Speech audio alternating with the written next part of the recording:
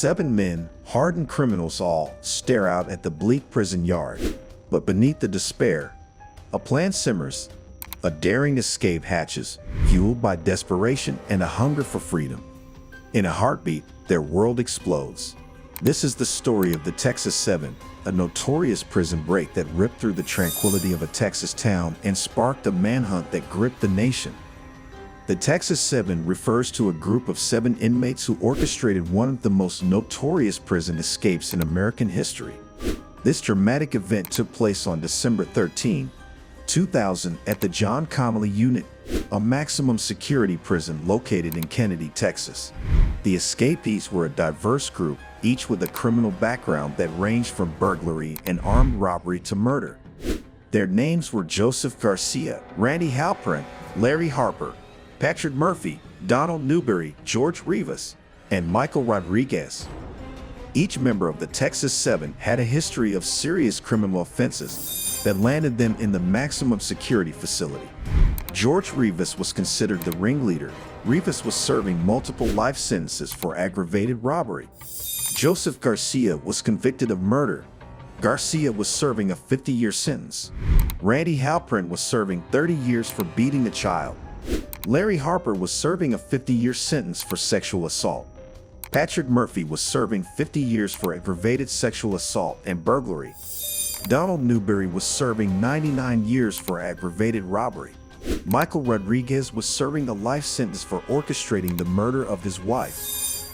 These men, despite their differing backgrounds and crimes, were united by their desperation and determination to escape from their harsh prison conditions. The planning for the escape began months in advance. George Rivas, with his charisma and leadership qualities, managed to orchestrate the group's elaborate escape plan. The plot involved meticulous planning and exploitation of the prison's routine operations. They began by studying the prison's layout, schedules, and security measures in detail. The group used their positions in the prison maintenance department to gather tools and materials necessary for their escape. They communicated using a coded language to avoid detection by prison guards. They also conducted several dry runs to ensure that their plan could be executed smoothly. On December 13, 2000, the Texas 7 put their plan into action.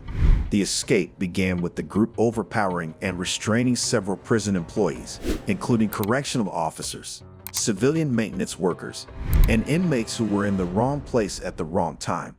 They used a combination of physical force and intimidation, brandishing makeshift weapons to subdue their captives.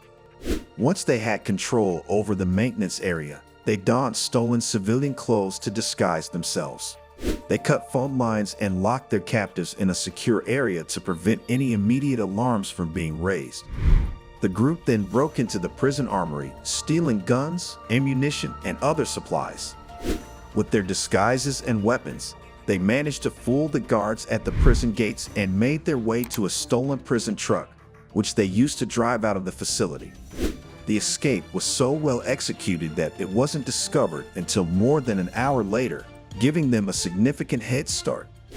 Once free, the Texas 7 embarked on a month-long crime spree that spanned several states. Their primary aim was to gather resources to facilitate their continued evasion of law enforcement.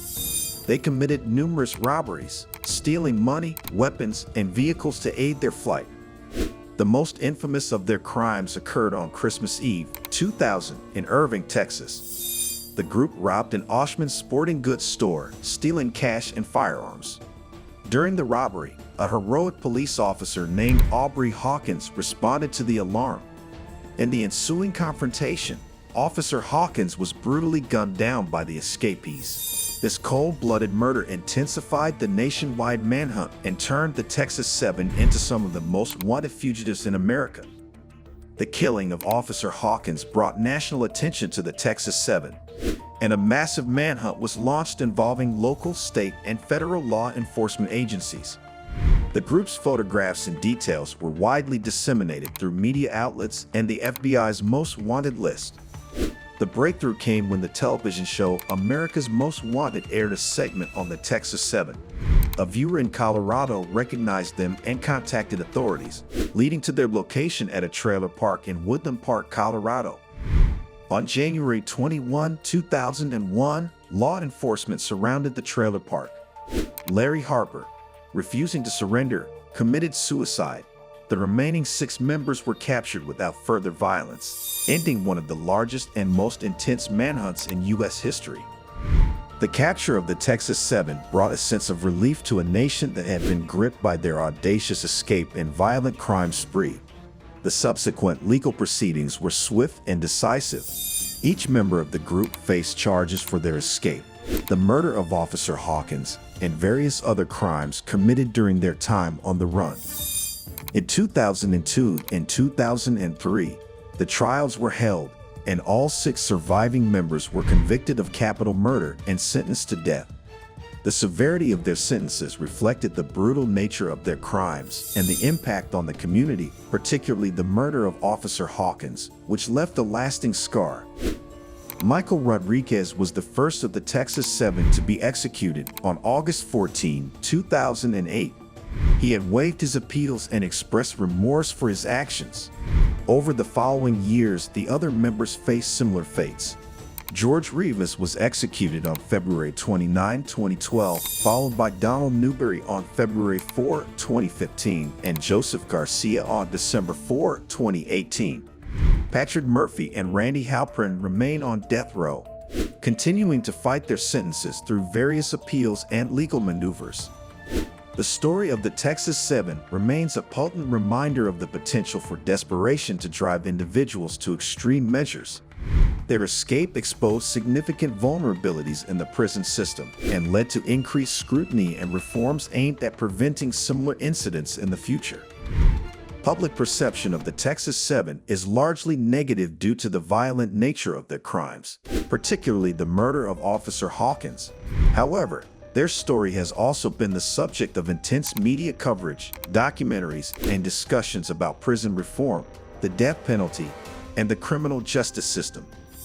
The legacy of the Texas 7 is complex, marked by their bold escape, their ruthless actions during their brief period of freedom, and the lasting impact on the victims and their families.